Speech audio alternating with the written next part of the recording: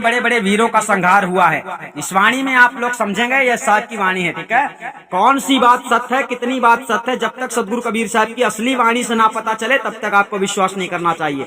रामायणी number 47 यहाँ पर देखो, जरासिंध शिशुपाल संहारा सहस्त्रार्जुन छल सो मारा, बड़ छल रावण सो गौ बीती, लंका रहल कंचन की भीति। दुर्योधन अभिमाने गयो पांडव केर मरम नहीं पायो, माया के डिम्ब गयल सब राजा, उत्तम मध्यम भाजन बाजा। छौ चकबे बित धरण समाना, एक जीव प्रतीत न आना, कहाँ लव कहाँ अचेत गयो, चेत अचेत झगड़ा एक भयऊ।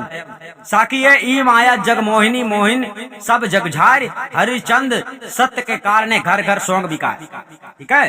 भीति यानी दीवार, डिम्ब यानी दम्भ अभिमान, चकवे यानी चक्रवर्ती राजा, चेत अचेत यानी ज्ञानी और अज्ञानी, बीत यानी नष्ट, शोक यानी बीत यानी नष्ट, शोक यानी शोक।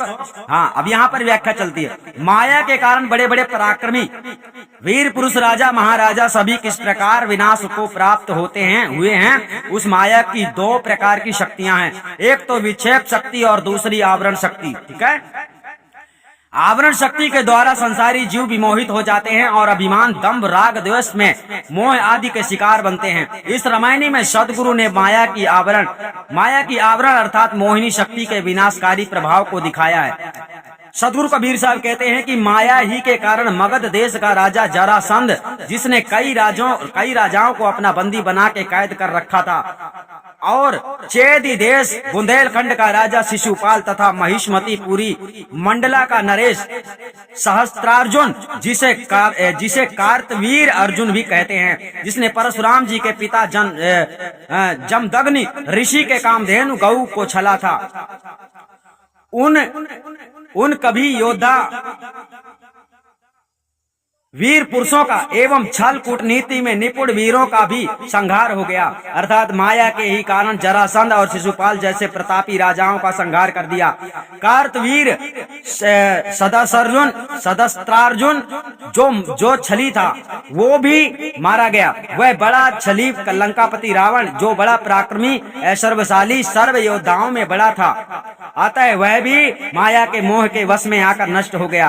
कि जिसकी लंका नगरी सुवर्ण सोने की दीवालों से बनी हुई सजी थी, माया की आवरण रूप मोह शक्ति से आकृष्ट होकर उस रावण ने छल कपट से ही सीता जी का हरण किया था। इसी कारण वह समस्त परिवार तथा अन्य सभी राक्षसों के सहित रामचंद्र जी के द्वारा मारा गया। अर्थात वह बड़ा छली रावण जो सर्व योद्धाओं में प्रधान था, वह भी नष्ट हो गया। कि जिसकी राजधानी लंका नगरी सुवर्ण की भीति वाली थी, अर्थात सोने की दीवारें थी, वह यहीं रह गई, साथ में नहीं गई। और यह है कि जरासंध, शिशुपाल, सहस्त्रार्जुन और रावण आदि को मारने वाले परशुराम, राम और कृष्ण आदि थे।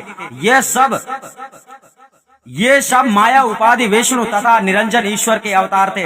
यथा सदगुरु कहते हैं, 10 अवतार ईश्वरी माया करता करजन पूजा, कहाँ कबीर सुनो भाई संतो उपजय खपै सो दूजा, ठीक है, ये समझ लेना।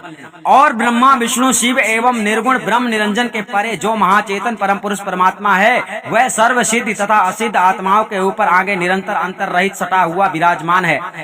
उसमें किसी प्रकार की संकल्प आदि माइक क्रिया नहीं होती है। अभिमान भी माया की आवरण शक्ति है। अतः उसी अभिमान से आकृष्ट होकर दुर्योधन भी समस्त परिवार के सहित नष्ट होकर चला गया और उसको पांडवों की उस शक्ति का रहस्य ज्ञात नहीं हो सका कि उनके सहायक श्री कृष्ण हैं। ऐसी स्थिति में हम उनसे कैसे विजय प्राप्त कर सकते हैं।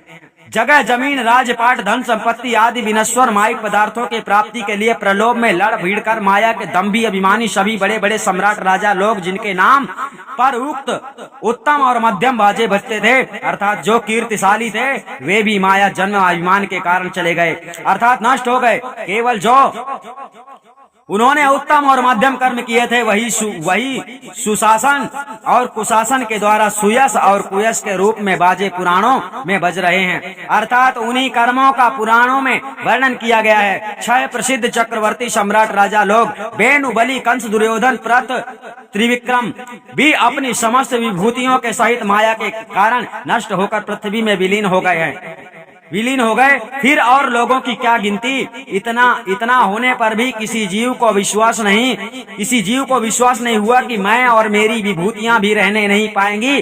कहाँ तक कहा जाए, सब के सब अज्ञान दया में ही चले गए, अर्थात सब अज्ञान के ही कारण नष्ट हो गए। फिर भी ज्ञानी और अज्ञानी लोगों का इस विषय में एक प्रकार का वाद विवाद रूप झगड़ा खड़ा हो गया। यह महाजगत को मोहने वाली है, उसने सारे संसार को मोह लिया है। अर्थात यह माया जगत को मोहने वाली है, उसने सारे संसार को मोह लिया है। अर्थात माया के वश में पड़कर सब लोग संकट में पड़ गए हैं। देखिए, राजा हरिश्चंद्र भी एकमात्र सत्य बोलने की रक्षा के लिए ही शोक से व्याकुल होकर सपरिवार अपने को बेचने के लिए काशीपुरी के प्रत्येक घरों में बिकने के लिए पुकारते थे और अंत में चांडाल के घर में बिक गए।